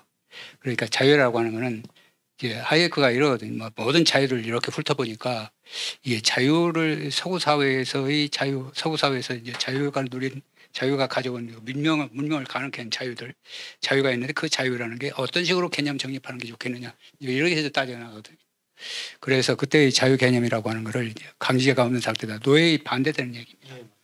그러니까 노예 상태라고 하는 거예요. 그 노예 상태 말고 뭐 여러 가지 이제 간섭들이 있을 거 아닙니까? 그때 간섭이라는 거는 글쎄요, 간섭. 국가의 간섭은 그러니까 강제지만 개인들이 간섭하는 거는 뭐 듣지 않으면 되니까 상관없습니다. 우리 온 것도 이것도 우리 자발적으로 들어온 거지 누가 뭐 시켜서 온 겁니까? 이게 자유거든요. 그래서 자유라고 하는 걸 너무 그렇게 심각하게 어렵게 생각할 필요 없이 나는 하예크의 강제 개념이라는 게 상당히 좋다고 생각을 해요. 물론 이 세상에 강제가 없을 수 있는 사회는 없는 사회는 있을 수 없거든. 국가가 강제하는 거예요. 이러려면 내가 도둑질했습니다. 도둑질 못하게 막는 것도 강제거든요. 그러니까 강제는 이제 그래서 하예크가 얘기할 때 강제는 강제로서 막을 수밖에 없다 하는데 그 강제를 이제 독점만 해주는 거예요. 국가한테. 그때 국가한테 독점을 해주는데 국가가 독점을 해줄 때 그 강제 행사에 제한을 두는 얘기입니다. 강제 행사라는데 그게 이제 룰 오브 로거든요. 그러니까 국가가 강제를 그러니까 하예크의 그 국가 개념이 국가의 역할이라는 게 서비스 기능이 있고 그다음에 봉사 기능이 있고 하는 강제 기능이 있는데 강제 기능이라는 게 이게 룰 오브 로 그거를 지킬 때 그거는 막 강제로 해야 된다. 그때의 강제는 있을 수 소망스러운 강제거든요. 그래서 세상에 강제는 뭐 전혀 없을 수는 없지만 그러나 강제를 최소로 줄이는 게 이게 이제 자유주의 역할이라는 얘기입니다. 그 다음에 또 하나 이제 하예크가 네거티브 프리덤하고 포지티브 프리덤 물론 이게 비사야 벌린이 이제 유포시켰는데 그 강제 개념에 대해서 네거티브냐 소극적이냐 이 문제에 대해서는 별로 그렇게 좋아하지 않습니다. 왜냐하면 네거티브라는 자유 개념 중에서도 예를 들면 뭡니까 그 간섭이 없는 상태 뭐 이런 것들 간섭이 없는 상태 이건 이제 네거티브한 개념인데 그게 별로 좋은 개념이 아니라는 얘기죠. 왜냐하면 뭐 간섭이 없는 상태, 노예 상태도 얼마든지 노예들한테 얼마든지 간섭 없이 그냥 내버려 두는 것도 이것도 자유거든요. 그래서 이 노예 상태에 있는 사람도 얼마든지 자유스럽게 그렇게 될 수 있다는 간섭이 없는 상태라는 그 네거티브 개념이라는 게 별로 좋은 개념이 아니다라는 식으로 얘기를 하고 있습니다. 그런데 적어도 이제 내가 생각하는 건 그렇습니다. 내가 생각할 때 하이에크를 이렇게 이제 저 자유론을 쓸 때 이제 쭉 생각을 해봤는데 이게 인류 문명사에서 정신적으로나 경제적으로 물질적으로나 풍요롭게 만들어주는 자유 개념이라는 게 틀림없이 있을 거고 그게 뭐냐 강제인데 강제라는 건 지식의 문제에서 도출했습니다. 강제를 하면 내 멋대로 지식을 사용할 수 없거든요. 지식을 사용할 수 없고 남의 지식에 따라 움직일 수밖에 없다고. 그래서 이게 내 지식을 사용할 수 있는 자유 그게 이제 강제가 없는 상태가 아니냐. 그래서 그게 바로 지식을 마음대로 지식을 창출하고 지식을 습득하는 그런 과정. 이런 과정에 의해서 이제 성장이 이루어진다. 그런 얘기. 그게 이제 뭡니까 프로그레스라는 그 진보 사상으로 이제 이어나가지는데. 예.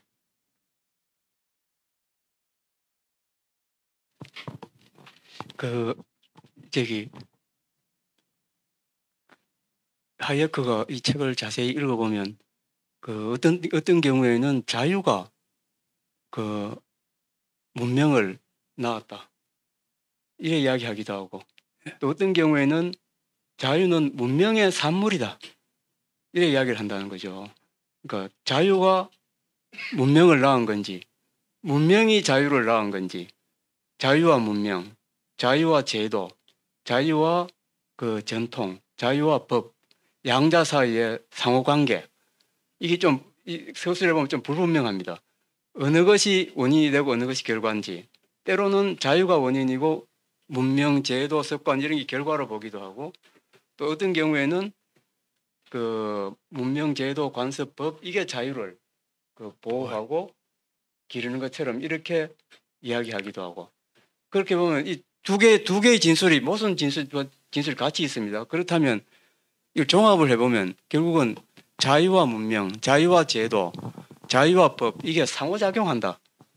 이렇게 정리를 하면은 맞을까요, 선생님?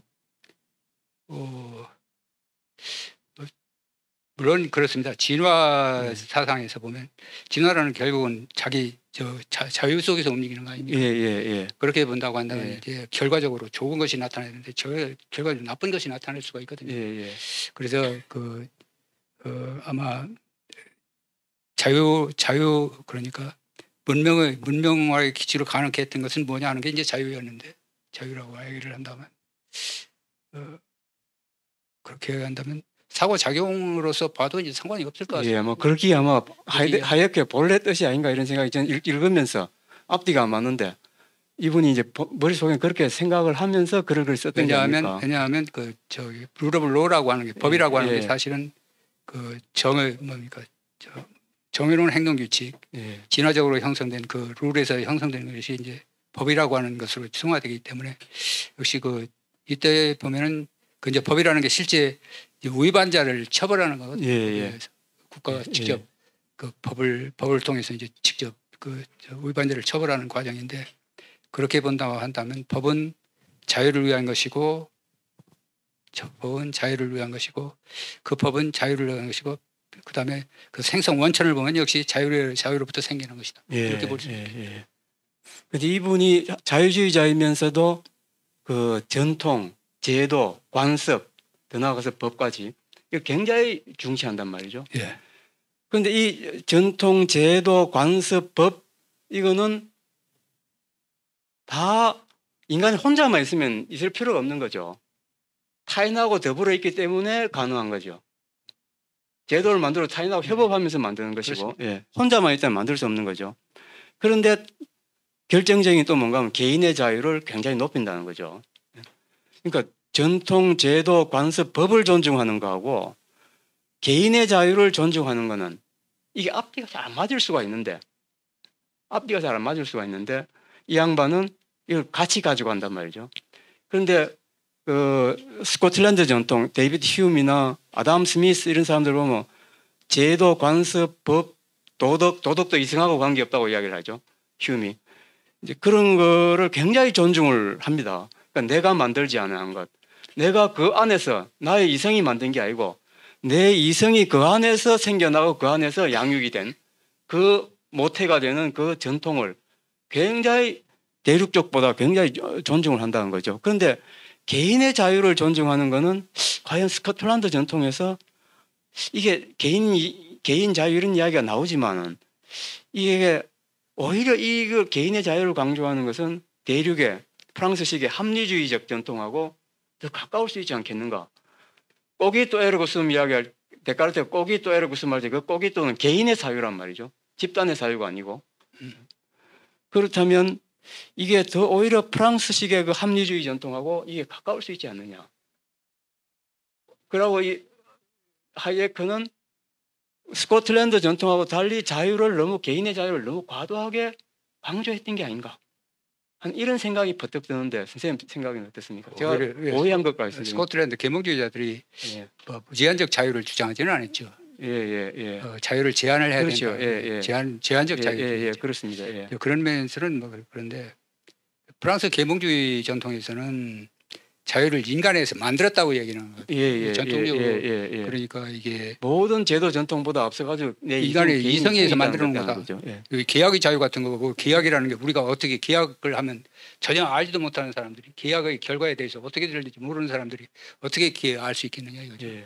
계약을 해보니까 좋더라. 그래서 이제 계약이라는 것이 확산되고 하는 것인 그런 과정을 거쳐서 이제 형성되는 것이 이제 스코틀랜드 계몽주의 전통인데 글쎄 그 자유라고 하는 것이 그건 자유라고 하는 것은 역시 인간의 의지대로 만들어낸 것은 오히려 인간의 의지로 만들었다고 하면은 결국은 뭐냐면 목적을 위해서 만들었다는 얘기하고 똑같거든요. 그래서 이거는 뭐하고 똑같으냐면 제레미 벤삼의 그 공리주의식 코스트 베네피트 어널리시스를 해가지고 자유를 허용하는 그건 이제 그렇게 되면 하이에크가 자유와 자유들에서 자유들이라고 하는 얘기는 잘못된 것이다라는 얘기를 했습니다. 왜냐하면 이거는 그 자유들 이제 복수로 사용하느냐 잔수로 사용하는 걸 구분을 하는데 복수로 사용하게 되면 잘못이라는 얘기죠. 왜냐하면 복수로 사용하면 이거는 어떤 사람한테는 자유를 주고 어떤 사람은 자유를 안 주고 하는 분배의 대상으로 삼는다는 얘기죠. 그래서 이건 어떤 사람은 자유를 주고 어떤 사람은 자유를 안 준다라고 하는 얘기는 자유라는 것은 이건 일종의 그 특권이라는 얘기네. 특권 아니면 면제, 특권 면제. 그 자유는 그렇게 되면 이거는 그 규제를 얘기한다면 포지티브 규제하고 똑같다는 얘기입니다. 네거티브 규제하는 무슨 행동을 하지 어떤 행동을 특정한 행동을 금지시키는 거 나머지는 다 하라는 게 네거티브한 그런 거 과정 아닙니까? 네거티브 규제인데 네거티브 규제라고 할 때는 그때는 자유들이라는 얘기가 아니라 자유라는 얘기죠. 그래서 프랑스 계몽주의자들이 주로 이제 사용하는 자유들이라는 개념은 이거는 자유가 없는 속에서는 자유를 얘기를 할 수 있는 것이다. 그런데 이미 자유를 우리가 이 자유는 뭡니까? 하이에크나 사람들이 얘기할 때 추정 원칙 자유는 추정 원칙에 의해서 인간이라는 건 모든 게 자유롭다라는 게 추정 원칙이 자유롭다는 데 출발을 하거든요. 마치 모든 사람은 죄가 없다라는 식으로 범죄를 놓고 너는 죄가 없다는 식으로 생각을 하고 이제 그다음부터 얘기를 하는 건 마찬가지로 이 자유라고 하는 것은 추정에 모든 사람은 자유롭다라는 추정 원칙인데 거기서 출발하게 되면은 역시 네거티브한 것이 옳다는 얘기입니다. 네거티브한 규제가 그러니까 해서는 안 될 것만을 골라다는 거죠. 그래서 자유라고 하는 것, 자유들하고 자유를 구분할 때 자유들이라고 하는 것은 잘못된 개념이다라는 얘기입니다. 그게 프랑스 계몽주의 전통인데 자유 문명의 자유가 어떻게 문명을 창조하느냐는 것에 하이크가 이장에서 써요. 직접적으로. 근데 자유가 많을수록 그러니까 우리가 지금 예를 드는 게 하이크가 예를 드는 게 예를 들자면 이 컴퓨터 마우스가 우리가 어떻게 만들어지는지 모르잖아요. 전문가가 공학이나 이쪽 분야의 이걸 제품을 만드는 개개인들도 아마 부품에 대해서 잘 모를 수 있어요. 자기 맡은 법아.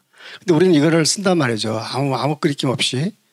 그러니까 우리는 이게 모르면서 쓰잖아요. 모르면서 쓰는 게 이게 바로 자유 문명의 창조력이라는 거예요.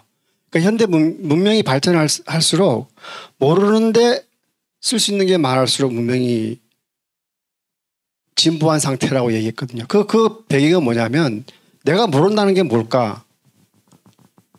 이게 어떤 집단의 어떤 창조물도 아니고 이게 크게 보면 다 개개인들이 자기가 가진 지식을 총합해서 나온 거잖아요. 이 플라스틱 이 안에 있는 무슨 칩, 뭐 전구, 배터리 이 수많은 것들이 뭉쳐질 때 이 문명의 창조가 나오는데 이 문명의 창조력이 나오는 게 바로 이 자유 속에서 이 개인들이 각자가 최대한 자기 지식을 발휘할 수 있도록 해줄 때 이런 게 나온다는 거예요. 그러니까 북한은 안 나오는 거죠. 왜냐하면 중앙정부에서 10개 만들어라면 10개만 만들면 되는데 그게 어떻게 만들어지겠어요? 이렇게 아주 정치하게 아주 싼 값으로 최적의 효율로 나오겠어요? 10개만 만들면 되죠. 이만한 것이든 요만한 것이든 개수만 맞추면 되는 거죠. 그러니까 올리브 화이트헤드의 말을 그 하예크가 2장에서 얘기할 때 문명의 창조력을 얘기할 때 자유의 문명 창조력 할 때 바로 이런 상태 이 자유가 있을 때 그러니까 자유가 무슨 집단의 자유냐 개인의 자유냐 뭐 전통을 얘기할 때 뭐 간섭을 얘기할 때 집단적이지 않냐 얘기할 때 그것도 모든 것이 결국은 버려지고 해서 좋은 것만 남은 상태가 지금 형태의 우리의 전통과 간섭이거든요. 진화적으로 하이크가 좋아하는 진화론적으로 볼 때 문화 진화적으로 볼 때 그러니까 자유는 그런 상태다. 그러니까 개인들이 최대한의 자유가 보장될 때 우리가 모르는 게 더 많은 사회가 되고 그 모르는 게 우리가 모든 걸 사용할 수 있는 그런 상태. 그러니까 뭐 2장을 읽어보시면 아마 자유의 문명 창조력을 이해할 수 있을 거라고 봅니다. 거의 문명화라고 하는 것은 자기가 알고 있는 지식보다는 더 훨씬 더 많은 지식을 이용할 수 있는 상태라는 식으로 이제 저 개념이 기억을 합니다. 문명화라고 하는 것은 자기가 알고 있는 것 이상의 지식을 이용할 수 있는 거죠. 그게 뭐냐면 이제 전통으로부터 생기는 지식이라는 것, 가격이 주는 지식이라는 것, 아까 얘기를 했죠. 그 자생적 질서가 형성되는 조건으로서 얘기했던 그 전통이라든지 또는 가격이라든지 이런 것들. 그러니까 그게 이제 문명화인데 그게 이제 자유라는 얘기입니다. 자유 속에서 그게 가능하다는 얘기죠. 그래서 자유를 준다고 해도 그게 혼란이 아니라 오히려 하나의 자유를 주게 되면 오히려 각자 가지고 있는 개인이 가지고 있는 지식뿐만 아니라 그 밖의 모든 사람들이 지식을 활용할 수 있다라는 얘기입니다. 그게 바로 문명이라는 얘기입니다. 그게 사회주의에서는 그 계획경제에서는 계획하는 사람들이 지식에 따라서만 우리가 움직여 주는데 자유사회에서는 그런 게 아니죠. 우리가 자유사회에서는 내가 가지고 있는 우리는 관료의 지식에 따라서 움직이기만 하는 게 이제 그 관료사회 또는 그게 그 계획경제의 질서라고 한다면 혹은 뭐 간섭주의 경제라고 한다면 우리는 자유사회에서는 내가 가지고 있는 지식 이외에 다른 사람이 가진 지식까지도 모두가 활용이 가능한 그런 사회. 그게 바로 문명화의 세상이다. 그럴 때 이제 그때의 자유라고 하는 그때의 자유를 통해서 이제 우리가 문명화가 이른다는 문명이라고 하는 것은 자유의 혜택이죠. 그러니까 원인이 자유로 있다는 얘기입니다. 그런 경우에는. 그런데 이제 그 자유가 종속변수인 경우. 그래서 연장돼서 제가 질문을 드리고 싶은 거는 이렇게 자유를 얘기할 때 우리가 반드시 동전의 뒷면처럼 책임을 얘기하잖아요. 근데 자유와 책임의 관계가 이게 사실 자유를 번창하게 하는 또 하나의 요건 중에 하나인데 자유와 책임을 하예키가 어떻게 받는지에 대해서 임 교수님께서는 아까 시간이 짧아서 크게 설명을 안 하시고 넘어가셨는데 아마 자유와 책임에 대해서도 한마디를 해야 우리가 자유의 가치를 더 느낄 수 있지 않겠느냐. 지금 우리 사회는 그러니까 자유를 반도 못 알고 있는 거죠. 반의 반만 알고 그게 전부인 양. 그 개인의 자유를 얘기할 때 개인은 아무렇게나 행동해도 되는지 또는 정부도 자유가 있는 게 아니라 정부도 아무렇게나 행동해도 되는 게 아닌지 개 책임에 대한 부분을 조금 더 우리가 얘기해줘야 자유를 조금 더 빛나게 할 수 있지 않을까 하는 생각이 듭니다. 자유와 책임과는 상보관계거든요. 자유 없이 책임 없는 자유 없는 책임 이건 뭐 결국 사회의 혼란을 하는 거죠. 그래서 책임이라는 걸 이제 헌법적 가치가 있는 것으로 여기는데 그런데 결국은 책임이 왜 필요하냐 하는 것은 사람들로 하여금 그러니까 책임이라는 게 칭찬과 비난의 문제입니다. 칭찬과 비난하는 것. 책임이라는 게 결국은 칭찬과 비난의 문제인데 칭찬과 비난하는 이유는 사람들로 하여금 보다 더 나은 것으로 행동하라라는 뜻이 들어있는 거죠.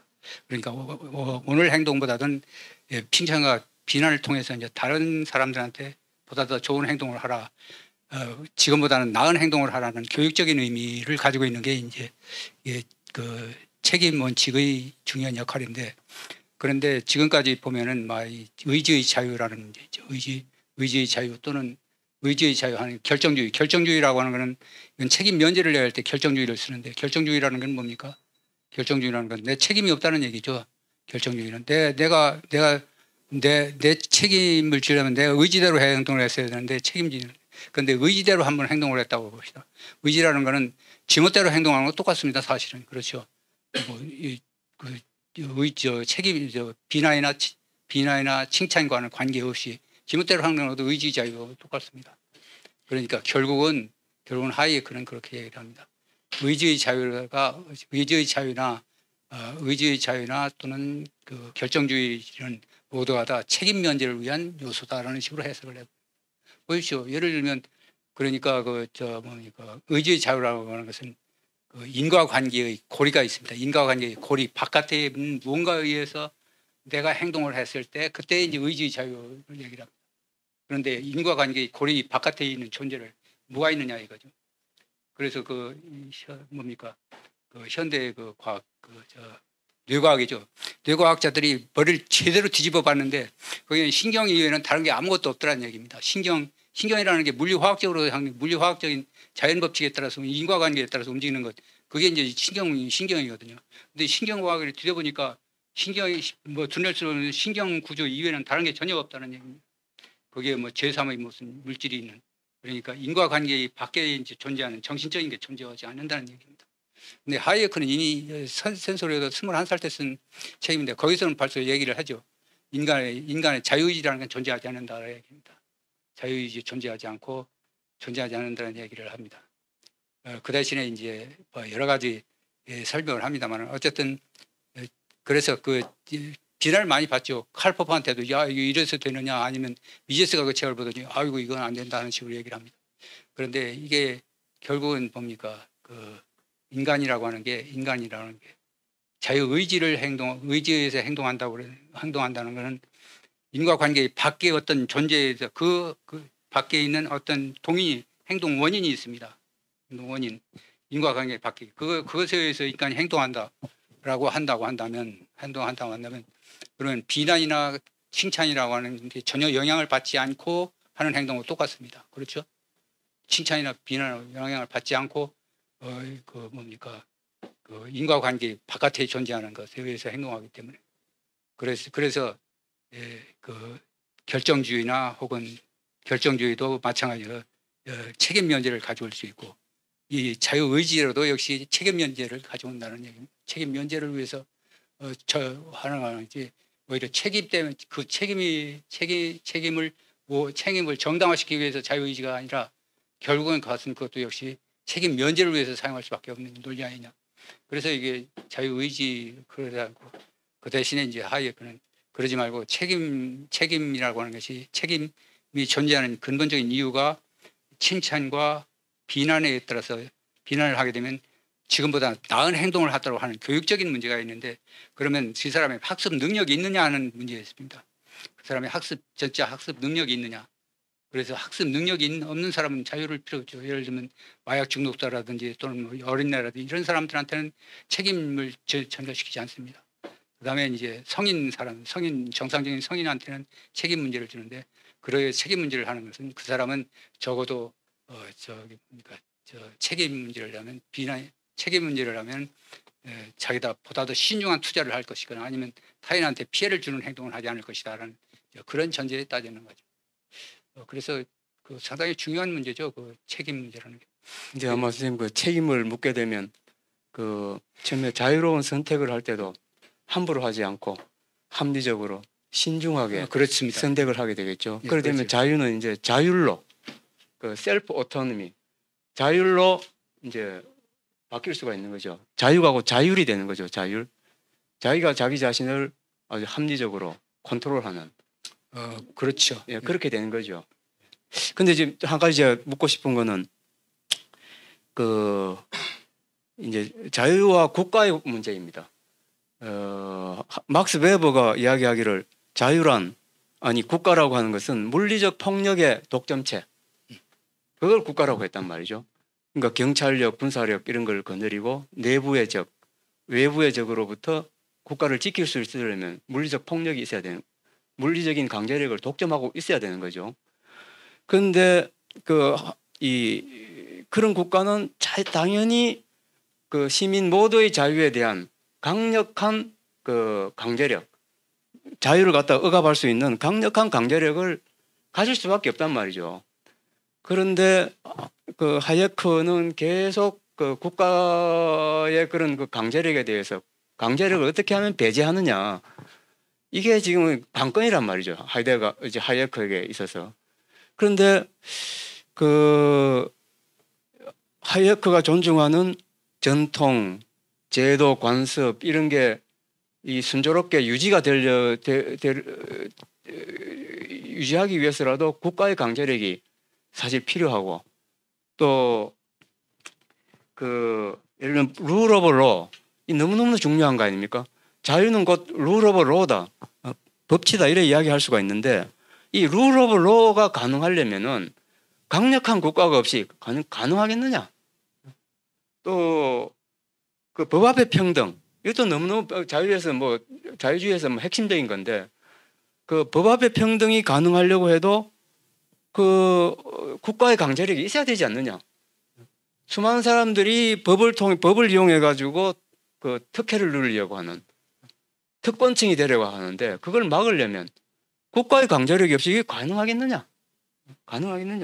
또 지금 민주당이 틈만 나면 그 법 같지 않는 법을 마구잡이로 만들어내는데 이걸 막는 것도 사실은 국가의 강제력이 그 필수적 아니겠느냐? 민주당이 저렇게 개판을 칠 수 있는 것도 대한민국이라는 국가가 근본적으로 허약하기 때문에 그런 게 아니겠느냐? 저는 그렇게 생각하는데 이 자유주의하고 강력한 국가는 뭐 같이 갈 수밖에 없는 현실적으로 같이 가야 되지 않느냐? 이런 생각이 드는데 선생님 어떻습니까? 예, 그 이제 두 가지 의미가 있는데 강력한 국가라고 하는 게 소위 이 강한 국가라고 하는 게 보수주의자들이 굉장히 그 강한 국가를 주장을 하죠. 그런데 보수주의자들이 주장하는 강력한 국가라고 하는 것은 뭐 그냥 국가가 중요하기 때문에 하는 얘기인데 그러나 이 자유주의자들이 강력한 국가를 주장하는 것은 소위 이익단체들로부터 이제 영향을 받지 않고 뭡니까 그 룰 오브 로에 따라서 통치를 하는 그런 강력한 국가 그러니까 어떤 힘에 의해도 좌우되지 않는 그런 법치적인 법의 그러니까 그런 것을 이제 그런 게 이제 룰 오브 로인데 그런 그 강력한 국가인데 이러려면 의회가 뭐 아까 얘기했던 여러 가지 못된 법 같지 않은 법을 만들죠. 그거는 국가 작용입니다. 국가라는 게 결국은 정부하고 똑같은 거거든요. 국가라는 게 정부라고 하는 것. 국가의 역할을 이제 의회에 갖다 준 거죠. 그러니까 의회의 역할을 제한을 할 수 있는데 헌법적 지금 제한할 장치가 전혀 없는 거죠. 우리나라가 그러니까 하이에크의 뭡니까 자유헌정론에서 중요한 문제는 이 교육을 통해서 룰 오브 로를 달성하려고 노력을 했던 겁니다. 이 페이퍼를 썼습니다만 그런데 로 레지슬런드 리버티를 보면은 국가 권력을 제한하는 헌법 장치가 필요하다는 얘기를 합니다. 그것이 진짜 헌법 장치가 필요하다. 그다음에 상권 분립을 실패했다. 실패한 근본 원인은 뭐냐면 의회의 권력이 너무 비대해졌다는 얘기입니다. 의회에서 의회의 입법권을 제한할 수 있는 어떤 헌법적인 장치가 필요한데 그 헌법적인 장치를 헌법에 규정을 해버리자. 헌법. 그래서 이상적인 헌법 모델을 얘기를 하죠. 양원제를 도입하는 식으로 얘기를 한다든가. 그게 바로 이제 로 레지슬런드 리버티인데 근데 이 자유헌정론에서는 거기까지는 들어가지 않아요. 그게 이제 진짜 헌법론인데 자유헌정론에서는 주로 이제 교육을 통해서 사람들의 교육을 통해서 될 수 있는 의회의 그 법을 룰업을 로라고 하는 교육을 통해서 그 교육을 좀 의회의 권한을 제약하자 이런 식이었습니다. 그래서 이 자유헌정론의 취약점입니다. 그 얘기 실토를 하고 있습니다. 그 로 레지슬랜드 리버티 그 서문을 보면 자유헌법 헌정론이라는 제목을 잘못 붙였다는 얘기를 하거든요. 자기 그 자유헌정론의 진짜 헌정론은 제3권 로 레지슬랜드 리버티 제3권이 진짜 그 자유헌정론이지 이 아니다라는 얘기를 합니다. 그래서 우리가 지금 현대 우리 사회에서 가장 긴급한 문제는 의회의 권력을 어떤 식으로 제한을 해야 되는가. 모든 문제는 정치로부터 출발합니다. 하이에크 얘기를 합니다. 모든 문제는 의회로부터 시작된 것이다라는 얘기를 하죠.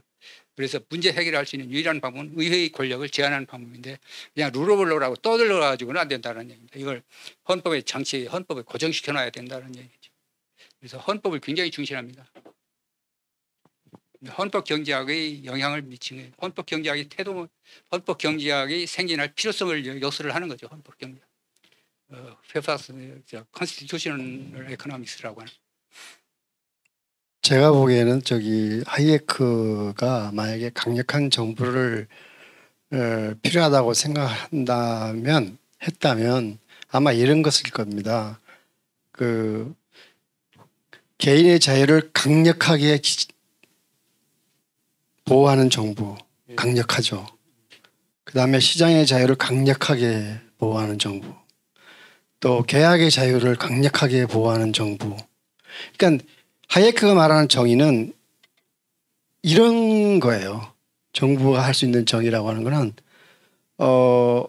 개인의 자유를 강력하게 보호하는 정부, 시장을 보호하는 정부, 그 다음에 작은 정부를 제한하는 정부, 그 다음에 계약에, 그 다음에 타인 사적 관계에 대한 지나친 개입을 억제하는 정부, 그 다음에 그것을 요구하는 모든 그 외압이나 집단의 압력 이런 것을 거부하는 강력한 정부. 이것을 하이에크가 만약에 강력한 정부를 원한다면 그때 강력하다는 말은 아마 하이에크는 그때 썼을 거예요. 그 외에는 예를 들어서 뭐 어떤 A 집단의 요구를 정부가 받아들여서 다음 선거에서 유리하니까 A 정부가 농민이다. A 단체가 농민이다. A 단체가 간호사다. A 단체가 뭐 장애인이다. 이럴 경우 이런 단체들의 요구를 강력하게 보호하는 정부는 하이에크는 강력한 정부라고 안 본 겁니다. 그렇죠. 그렇습니다. 맞습니다.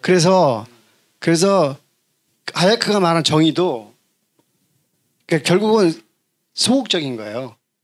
뭘 하자 뭐 하자 이게 아니고 정부가 뭐 예를 들자면 우리 모두가 무슨 가입합시다.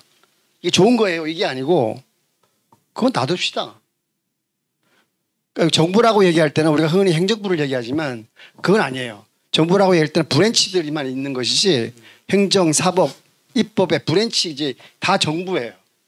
근데 그 선생님 그 자유를 지키는 강력한 정부는 동시에 자유를 파괴할 수 있는 가능성 위험도 있는 거죠. 그게 보수주의잖아요. 그러니까 헌법을 만들어 놓잖아요. 그러니까 헌법의 헌정주의를 하는데 헌정주의가 그러니까 미국의 그래서 강력한 미국의 그 헌법의 체계가 그래도 이 근대에서 중요한 이유가 그 모든 제한적인 그 같은 입법부 내에서도 그 교수님께서 얘기해서 하원에서 상원을 나눈다든가 하원은 소추권이 짓고 상원은 탄핵 결정권을 주어지고 입법부가 입법권이 있지만 대통령은 거부권을 주어지고 사법부에는 종신제를 해서 어떠한 외압으로부터도 대법관이 자기 양심과 자기 판단을 지킬 수 있도록 하는 것이 결국 그런 헌정주의가 말하는 우리가 하는 헌정주의의 표본이죠. 전형이고. 근데 우리나라는 과연 그것이 선언적으로만 되어 있는 건지 아니면 그냥 그건 때에 따라 지킬 수 있고 때에 따라 지킬 수 없고. 그러니까 권위주의 정부는 사실 자유주의 정부가 아니에요. 그러니까 보수주의가 하이에크가 자유주의와 보수주의가 나는 왜 보수주의가 아닌가라고 할 때 바로 그런 핵심 포인트를 얘기하는 거예요. 권위주의나 그런 강력한 정부는 너무 편의적이라는 거예요. 이럴 때는 강력하게 나가고 저럴 때는 시류에 휩쓸려서 또 강력하게 나가고 이런 것은 안 된다는 거예요. 근데 또 제가 이제 몰라가지고 자꾸 질문을 던지는데 그 하예크 이 책을 쓸 때가 1960년인가 그렇죠. 그런데 그 전에 오스트리아에서 젊은 시절을 보냈고 20대 초반까지 그 영국에서 시민권자로서 20년을 살고 그리고 또 미국에서 10년을 살았습니다. 그리고 이분이 주로 경험했던 거는 영국과 미국, 특히 영국. 그러니까 영국 근대사의 경험, 그리고 미국의 경험. 여기에 근거를 두고 이분이 사유하고 책을 쓴 것 같아요. 그런데 이분이 영국, 미국이 아니고 예를 들면 이 한국 같은 나라, 식민지에, 분단에, 전쟁에 아주 찌들어지는 빈곤에 이런 나라에서 태어나가지고 이런 한국을 경험했다면 과연 똑같은 생각을 할 수 있었을까? 하이데거의 자유주의 사상이 좀 달라지지 않았을까? 대한민국이 60년대, 70년대, 80년대를 거치면서 도약하는 걸 보면서 하이데거는 어쩌면은 제 추측컨대 국가에 대해서, 강력한 국가에 대해서 좀 더 긍정적인 생각을 가지지 않았을까? 국가야말로 자유의 보루다. 이런 생각을 혹시 하진 않았을까? 이런 생각이 드는데 어떻습니까? 국가의 존재를 굉장히 중시를 하죠. 아, 예. 그러니까 더욱 국가를 적으로 생각하지 않습니다. 예, 더욱더. 예. 그러니까 미제스나 하이에크 같은 사람은 국가를 적으로 생각하지 않죠. 그렇습니다. 적으라고 예. 생각하지 않고 국가가 무엇을 해야 되느냐 거기에 초점을 맞추는 거예요. 예. 그리고 해서는 안 될 일을 정확히 정하면서 무엇을 해야 될 것인가 이거를 정해주는 거기 때문에 그리고 특히 그 강력한 국가라고 하는 주제 있죠. 예. 이거는 발터 오이켄이 그랬거든요. 예. 이익단체로부터 완전히 독립적으로 행동할 수 있는 강력한 국가가 필요하다라는 얘기인데 하이에크는 거기에 반대를 합니다. 야 강력한 국가라고 한다면 이건 뭐 무슨 일이니 다 할 수 있다는 얘기 아니냐 하는 식으로 얘기를 하는데 그렇지 않고 이제 그 헌법에 정해놔야죠. 헌법에 국가의 권력을 제한할 수 있는 그런 방법을 만들어야지 국가 제 스스로 강력해가지고는 도저히 안 된다는 얘기입니다. 제도, 헌법적인 제도. 아마 한국에 있어서도 하이에크가 뭐 한국의 정치 상황 못지않게 유럽의 정치 상황도 정말 잔혹하고 1, 2차 세계대전 거치면서 잔혹하고 그 경제가 무너지는 현상을 보고 초하이퍼 인플레이션을 보고 다 본 나라인데 오히려 우리나라는 세 발이 피죠. 어떻게 보면. 하이에크 역시 그 자유의 중요성을 봤기 때문에 뭐 그런 것 같습니다. 그런 상황에서도 본 것 같습니다. 그래서 그 자유라고 하는 게 굉장히 중요한 것이다를 여기고 믿고 이제 영국에 가서 영국이 자유의 산실이라는 식으로 생각을 하고 그다음에 미국이라는 건 영국에서 배운 것이기 때문에 별로 중요시하지는 않았습니다. 영국이 굉장히 중요한데 영국에서 공부를 해가지고 자유라는 걸 확산시켜야 되겠다는 그런 생각을 가져야겠지. 한국 같은 데서 뭐 한국 같은 데 봤으면 이렇게 될 것이다. 그런 추측은 우리가 할 필요가 없이 우리가 할 수 있는 거는 자, 그 사람이 그런 식으로 얘기를 했으니 우리는 어떻게 할 것이냐 하는 그런 식으로 생각하는 게 오히려 좋을 것 같습니다. 하이에크를 만나면서부터 많이 달라졌습니다. 누구나도 그렇듯이 이 책이 내 인생을 바꿨다 이런 게 가끔은 이제 약간 뻥처럼 들리고 또는 또 뭐 과장된 것처럼 들리는데 제가 하이에크의 여러 조작들을 만나면서 많이 변했어요. 그리고 사상적으로 또는 무슨 글을 쓸 때도 이런 원리 원칙이 떠나질 않아요. 머릿속에서. 그래서 거기서 푹 치솟는 뭐 엉뚱한 생각은 안 하게 됩니다. 그리고 현실에 비춰볼 때도 이 책이 늘 거울이 됩니다. 그래서 찾아봐요. 검수완부법 나오고 노란봉투법 나오면 법치의 기원은 무엇인가? 여기 있어요. 대부분이 여기 있습니다. 이 책 안에 챕터를 찾아보시면 대부분이 여기 있어요. 복지국가 얘기할 때도 여기 모르시면 여기 찾아보시면 다 대답이 있어요.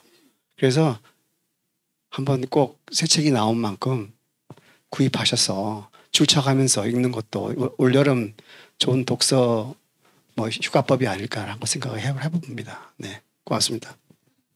저는 그 서양 철학, 그 동양 사상 이런 걸 공부를 하면서 우파 철학, 우파 사상은 불가능한 게 아닌가. 모든 철학, 모든 사상은 이 좌파가 아니냐. 플라톤도 그렇고 공자도 그렇고 다 좌파가 아니냐. 어쩌면 하나님도 좌파가 아닐까. 부처님도 좌파가 아닐까. 우파는 도대체 어디서 발을 붙이고 서야 되나 이런 고민을 가지고 있었습니다.